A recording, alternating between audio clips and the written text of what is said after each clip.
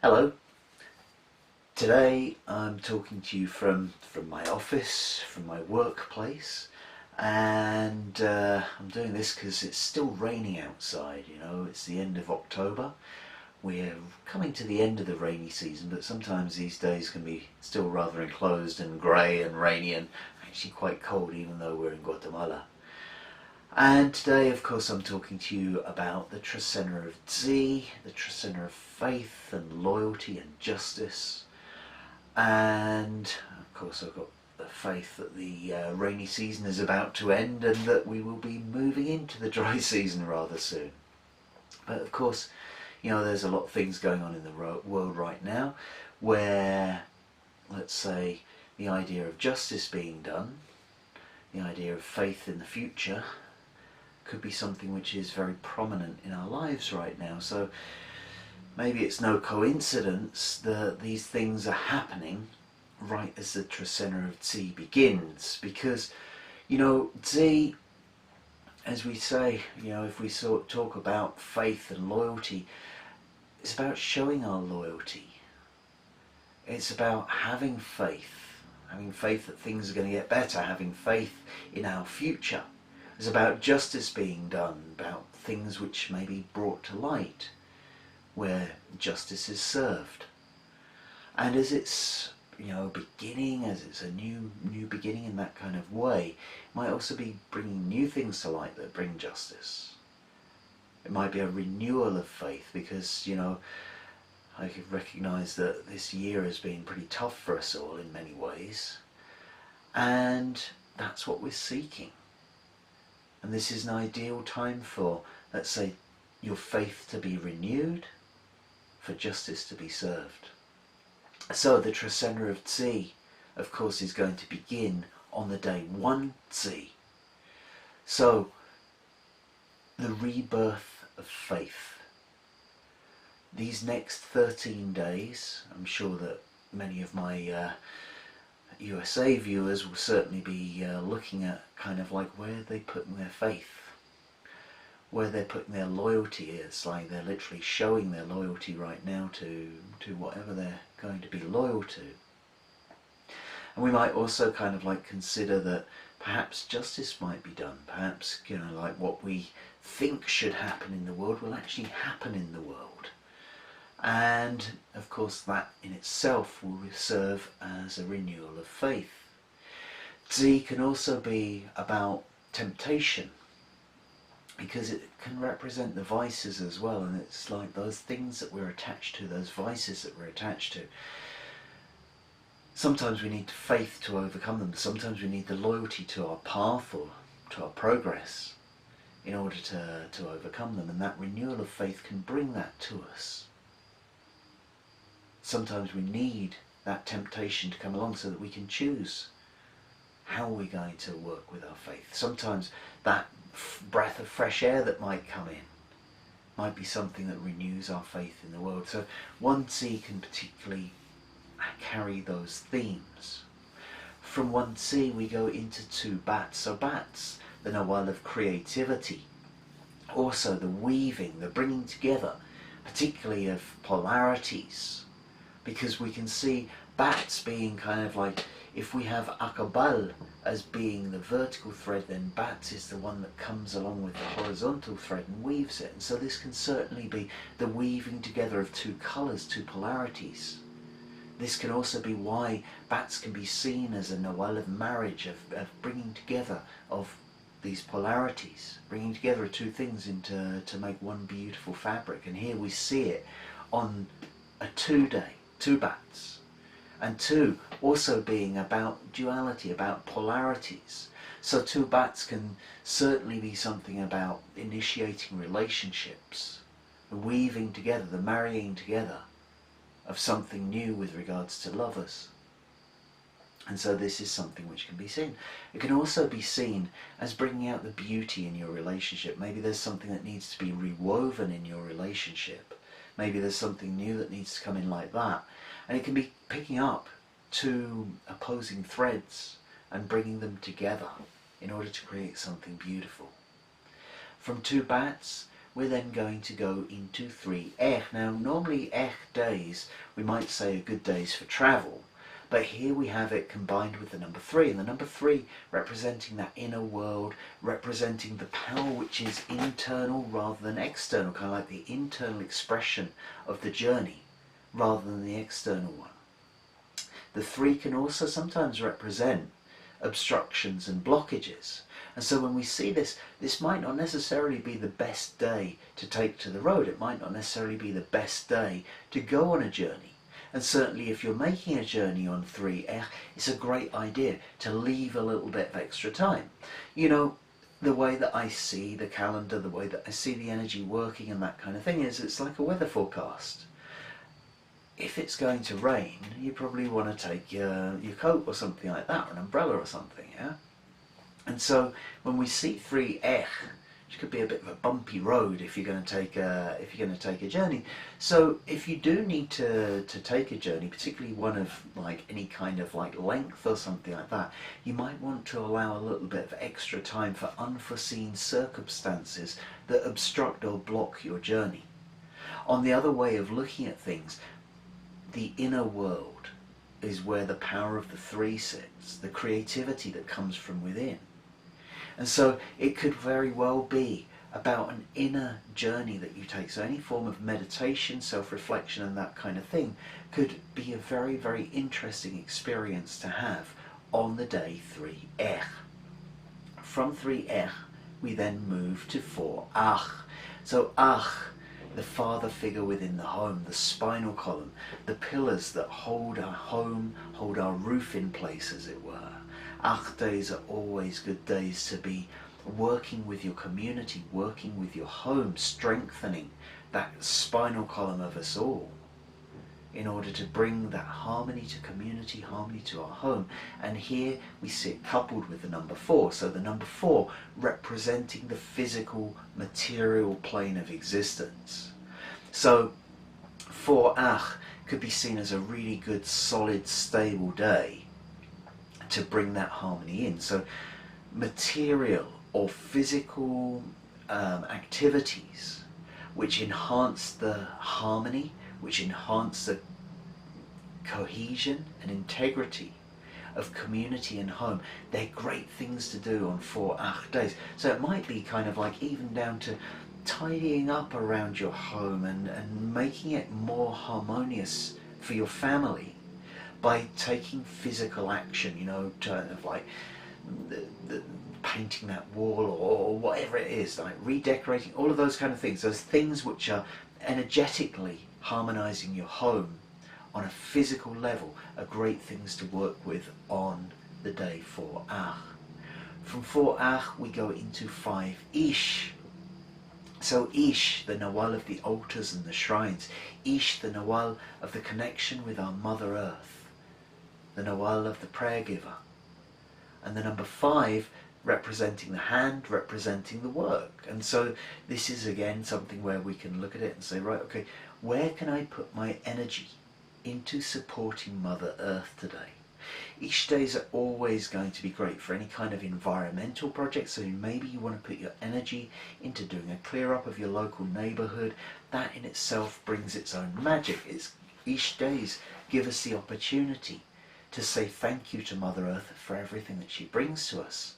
And again, we put our energy in. We can make a physical expression of that by going and doing something in our local neighborhood to show that our care for Mother Earth. Again, it's another great day for connecting with Mother Earth, for ceremony, for visiting sacred sites, for visiting altars. And here it's also saying kind of what you put in energetically will be multiplied and returned to you. So again, great day for ceremony at sacred sites if you choose that. But it won't happen without a bit of a push. You know, 5 days, again, they can be a little bit obstructed. It's not so much maybe a difficulty, it's just to say it's not going to happen without your own energetic input. And so it's really kind of like where your focus might be on 5-ish as to what you choose to receive in return. From 5-ish we then go into 6 Tz'ikin. So we have Tz'ikin, the vision and the visionary. Tz'ikin, the one who looks to the future, who sees what will be sustainable for our families, what will be sustainable for our children, our grandchildren, for our community in the future, what will be sustainable for our environment. And the number 6, again, combined with the number, it's partly got the number 4 in there, the stability on the physical plane, but here drawing on heaven and earth, drawing on the masculine and feminine principles to bring that into play. So if we talk about the divine masculine, the divine feminine, drawing on heaven and earth in order to bring stability to your vision. Now, the other thing that 6 is related to is the family.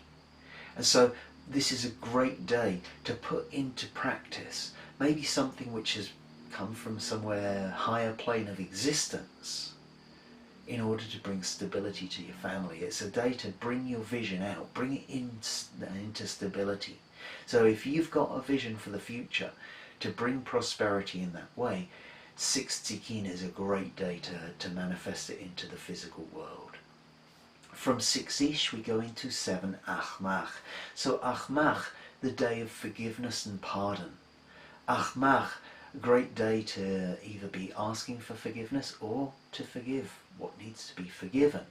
And here, combined with the number 7 sitting on top of the pyramid, choices, decisions. The 7 sees all in front of it. And so it's kind of like sees things with the clarity, the sight that you have when you're standing in the high point.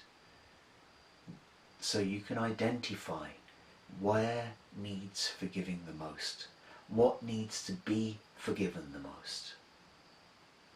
Now, the 7 can also represent death and endings. And as the representation of endings, it's like final forgiveness. It's like drawing a line under something. It's like, right, it's done, that's it, we can drop it now. And so it's a great day to finish off any processes of forgiveness that you may have going on. It's a great day, I like to think of it as the forgive and forget day, because that's kind of like, that's the end of it. It's got to stop there. Okay, so kind of like anything that you need to tackle in your life where forgiveness is involved, 7 Ajmak is a great day to really draw a line under it. From 7 Ajmak, we then move into 8 Noach. So Noach, the Nawal, particularly for me, of the left side of the brain, of the logic, of the intellect, of the knowledge. And the number 8, the wholeness, bringing it all together, bringing the masculine and feminine into the 4 directions. And so when we see this wholeness, this is kind of like wholeness of thought. It's being able to draw on all of the knowledge simultaneously as we go through this Trecena of Tz'i. And so what we're talking about faith, we're talking about loyalty. And so sometimes we're going to draw on what we've learned. We're going to draw on our power of reasoning, perhaps, in order to restore our faith, in order to bring it back to us. May also be a day where we need to put some things together, because Noach is great at doing that. It's great about taking the knowledge that it has and weaving it together, and here in this day of wholeness, being able to see the whole picture, the whole plan. That's a wonderful thing to bring together as one thought to understand it all. From 8 Noach, we then move into 9 Tijax. So Tijax, the obsidian blade. Tijax, the Nawal of the healer. Tijax, the Nawal of the warrior. Tijax, the one who cuts through the lies, who sees through to the truth. It's a great day of discernment, to see things as they really are.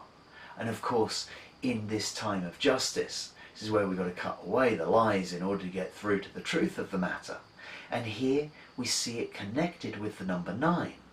And the number 9 representing the divine feminine. And so maybe it's up to the women here to cut through to that truth, to see things and call things as they really are. We also see the number 9 as the number of life. And so this is about bringing out the truth of life. This is about bringing out the divine principle of life. This is also a day of healing. It's a day of healing of the life through the divine feminine principle. And so it's a very powerful day. It can be very, very useful, and it can be very, very fulfilling. But, you know, surgery sometimes hurts, and it doesn't mean that, like those cuts that Tijax inflicts, might not be without pain, but they're for the longer term of the good. From 9 Tijax, we then move into 10 Kawok. So it's kind of interesting because I usually see Tijax as a masculine kind of like a healing essence, and then Kawok as a feminine healing essence. And here we have 9 Tijax, which is already kind of like putting it into the feminine side. So certainly we'd be looking for the women on that day, and then 10 Kawok coming in. So Kawok, the one who comes to soothe and heal following the surgery that's happened in Tijax. And here we see it with the number 10 representing the community, representing agreement, representing coming together over something. And here Kawok we also see as washing away that which has been cut by Tijax. So again, as I say, probably looking to women to heal in this time. It's the renewal of the midwife, and here we see kind of like the community midwifing something new in, birthing something new in through agreement, through coming to agreement on something with the 10. So it's a great day for community healing, and particularly community healing which is led or driven by women. From 10 Kawok, we then go into 11 Ajpu. Ajpu, the quest for the divine. Ajpu, our divine path in life. That which takes us through those processes, which helps us to take us onto the bigger spiritual path, the bigger spiritual picture, as it were. And here we see it with the number 11. So the number 11, you know, I really see this as kind of like being able to draw on many directions. It's going in many different directions. And so it may be a day, it's not always the most focused of days, because 11's really kind of like draw on the bigger picture in order to get the most out of things. And so it's not a day to kind of like just focus on one area, but it may be the day to be able to see and draw on all of these different and sometimes seemingly unconnected directions in order to figure out your spiritual path, in order to figure out kind of like where the divinity is in the day. So maybe it's a little bit non-linear with regards to the path that you might take to take you to the divine on the 11 Ajpu day, but that's the only way that it's kind of like going to work out. So just allow it to happen and see what comes of it, because when we see the 11 process, when it's finished, when we can draw back and see the bigger picture, then we can understand more why we chose the areas or took the turns that we did on that day, but it might not be apparent at the time. From 11 Ajpu, we then move to 12 Imox. 12 Imox, so the number 12 representing the drawing of all of life's experiences together, bringing things together in one way. And Imox being the dream world, our connection to the collective consciousness. And so what we can see is drawing on our life experience in order to manifest our dreams, in order to connect with the collective. So we may well feel a great deal of energy coming in because, you know, Imox is our connection to everybody around us. What they feel, we feel, unless we choose to disconnect and go and spend some time by water, which is a great way to kind of like isolate yourself on an Imox day. But it also gives us that ability to sense it. Now, sometimes I look at the numbers as being like the volume on a radio. The higher the number, the more intense the experience. And so 12 Imox may give us a huge connection to the thought forms, the feelings that are going on around us. Because Imox can be very, very empathic. It's really picking up on what's going on in the world around it. And with that 12, it's really going to be quite intense. But it also gives us the opportunity to intuit what's needed by society, and to draw on our life experience through that 12 to bring it together so that we can create a new dream, so that we can bring that dream into the world. And then finally we go into the day 13, Ik. And 13 Ik is a very, very strong day indeed. Ik is already a strong renewal, and when we combine it with the number 13, this is really something rather strong, you know. And the 13 can represent the spirit world, 13 can represent the ancestors. Ik, the wind, the breath of life, also can represent the hurricane, and so like that destruction through the wind, 13 Ik is a prime day for it. The words that come out on 13 Ik can either be highly enlightening or highly destructive. And so 13 Ik is a day to be very mindful of your words, to ensure that what you are expressing with your words is where you want to take it. Because we don't always mean what we say, we don't always mean to kind of like blurt it out. And 13 Ik means that, you know, the words that we use. The thing about Ik days is kind of like our words get taken seriously. So when they're amped up to 13 as well, what comes from us may be taken very seriously indeed. And so 13 Ik may guide us to take a breath before we say something. Make sure that that's really what we want to express on that day. Because Ik can also represent anger, and with it turned up to 13, it can really provoke unintended consequences. That said, one of the finest parts of the 13 Ik energy is the ability to emit the voice of spirit. 13 Ik is a day when we may find that the words which come from our mouths are not necessarily coming from us, they're coming through us. Again, with a great intensity. So it's a great day to receive guidance, perhaps, to receive inspiration from the words of others. Also, of course, naturally a great day to use your words to inspire, because 13 Ik would consider that these words are going to be taken to heart, these words are going to be very powerful. So, as I say, with 13 Ik, we do need to watch what we're saying a little bit. We do need to think about what we're saying, or breathe before we react to something, to avoid the unintended consequences. But if we can truly harness the great power of 13 Ik, then we can be a great inspiration to all. So, that's the Trecena of Tz'i. Thanks very much for watching again, and I'll see you in 13 days' time for the Trecena of Tz'i. Thank you.